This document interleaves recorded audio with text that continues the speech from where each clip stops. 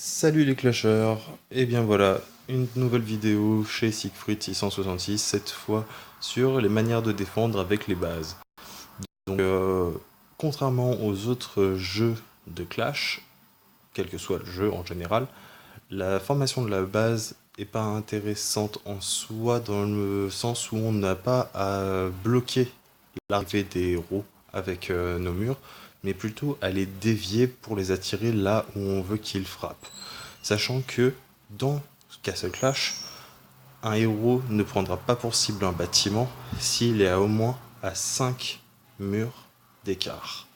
Donc ça permettra vraiment, quand le héros attaquera, de faire tout le tour de la base avant de vouloir s'y engouffrer.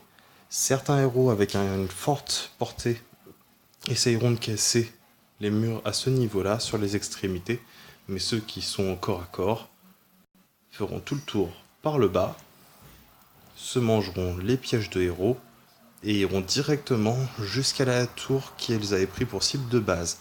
Ils n'attaqueront pas directement à la tour qui est tout en bas. Et c'est pour là qu'interviennent donc vos bases de héros qui permettront vraiment d'attaquer et de heal l'adversaire. Je considère que la formation avec le canon au milieu offre un bon potentiel, puisqu'il faut déjà qu'elle s'engouffre jusqu'à la tour de flèche et qu'elle la détruise pour qu'il arrête de tirer. Maintenant, j'ai une formation où si les héros sont des volants et donc qu'ils traversent vraiment la base vers le sud, puisqu'on va clairement parler de nord, sud, est, ouest, mais vers le sud pour aller la défoncer, et bien là, c'est vrai que les pièges de héros vont pas forcément éclater, puisque ce sont des volants, mais dans ce cas-là, vous avez vos totems, et les totems permettent d'avoir de très bons potentiel offensif, surtout si vous avez des héros revita 5. Donc dans les totems, si vous avez une base qui est quand même bien garnie en héros, je vous conseille de mettre soit un barbe blanche, soit une harpie, soit un roi des fantômes, qui vous donnera vraiment un gros potentiel si vous n'avez pas de revita 5.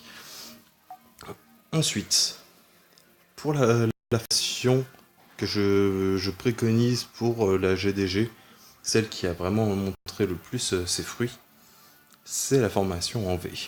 Alors certains diront qu'il faut mettre les bases de héros plutôt vers le haut, avec l'hôtel de ville. Certes, c'est une technique qui est tout à fait valable, mais il a été pas mal de fois prouvé que les trois petites bases, comme ça, avec les tours défensives en flèche vers le bas, avaient un meilleur potentiel d'action. Je m'explique. Si on utilise une tour de flèche en bas, comme vous pouvez le voir, dès que les héros atteindront les camps militaires, ils commenceront déjà à se faire shooter. Idem par les tours magiques. Et là, je vous montre bien qu'il n'y a pas de héros vert dedans pour augmenter la portée. De plus, le canon aura, pour ainsi dire, quasiment la même portée, voire la même portée de tour, que la tour magique qui est située juste à côté, et vous donnera vraiment la possibilité d'aller stun vraiment tous les héros. De plus, si on remonte vers le nord, mis à part l'hôtel de ville, qui est quand même assez important, mais en GDG peut devenir vraiment pénalisant s'il est détruit trop tôt, parce que le temps d'arriver aux bases de héros, et bien dans ce cas-là, on arrive déjà à 50%, et il y a la possibilité qu'il n'y ait qu'une seule flamme de prise. Donc c'est franchement quelque chose que moi je conseille, c'est de le mettre à portée pour qu'il se fasse déboîter rapidement, et que la personne, si elle veut tester juste votre base, elle se fasse défoncer tout de suite, et il n'y a qu'une seule flamme de prise. C'est encore une technique, moi je considère qu'elle est quand même pas mal. Donc trois petites bases de héros, les totems en extrémité, au cas où quand les héros vont passer, en fait ils vont faire tout le tour par le haut et aller s'attaquer au bâtiment. Généralement, si un héros à haute portée, eh bien il va quand même essayer de s'introduire dans la base vers l'intérieur, plutôt que de passer et casser les bâtiments qui sont au nord.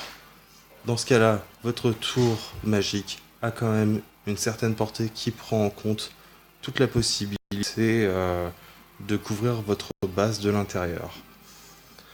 On a aussi cette formation un peu accordéon. Encore une fois, je laisse des ouvertures. L'ouverture permettant de guider les héros et de s'engouffrer où je veux les amener. Dans les jeux Clash en général, tout ce qui est réserve d'or et de mana, eh bien c'est très important, c'est une ressource extrêmement utile. Sauf que dans Castle Clash, la seule ressource qui est vraiment utile, c'est le héros. On est tous d'accord là-dessus, avec l'IH et les fragments, les mérites et les points de gloire. Des choses que l'on ne peut pas vous prendre. Alors là, je conseille quand même d'avoir les coffres d'or et les coffres de mana à l'extérieur de votre base. Ça vous permet d'avoir des bâtiments qui deviennent des bâtiments tampons. Des bâtiments pour guider encore une fois l'attaque. Si on passe par le bas, on va casser les bâtiments les uns derrière les autres, remonter vers le haut et redescendre et s'engouffrer. Encore une fois, j'utilise une certaine portée par rapport à mon canon, par rapport à ma tour d'archer qui couvre tout en haut et les 3 tours magiques, puisque c'est vrai que les gens s'attaquent vraiment principalement quand on attaque, mis à part en GDG, au coffre. Donc d'avoir 3 tours magiques qui peuvent stun et immobiliser avec vos héros qui couvrent vraiment vos réserves, c'est quand même une bonne technique. De plus, si le héros veut s'engouffrer et vraiment essayer de venir casser les 2 petits murs qui sont là, eh bien on a les bombes. Les bombes, regardez, elles arrivent jusqu'à... Les pièges à héros vont jusqu'à ma bombe. Donc le déclenchement est quand même très intéressant. Ça améliorera beaucoup leur vie et ils seront couverts par les bases de héros qui pourront à ce moment-là défoncer votre adversaire. Écoutez, j'avais que 3 bases à présenter puisque on ne propose que 3 bases. Donc je referai une petite vidéo sur la défense. En tout cas, pensez à créer des ouvertures, éclatez-vous, défoncez vos adversaires. Et si vous avez des questions pour les vagues, sachez que ce format de base est le principal. Il est très utilisé sur les vagues M, N, O et P. QR, c'est encore différent après, mais bon, j'y reviendrai. Je vous souhaite une bonne soirée. À bientôt les clashers. Ciao ciao.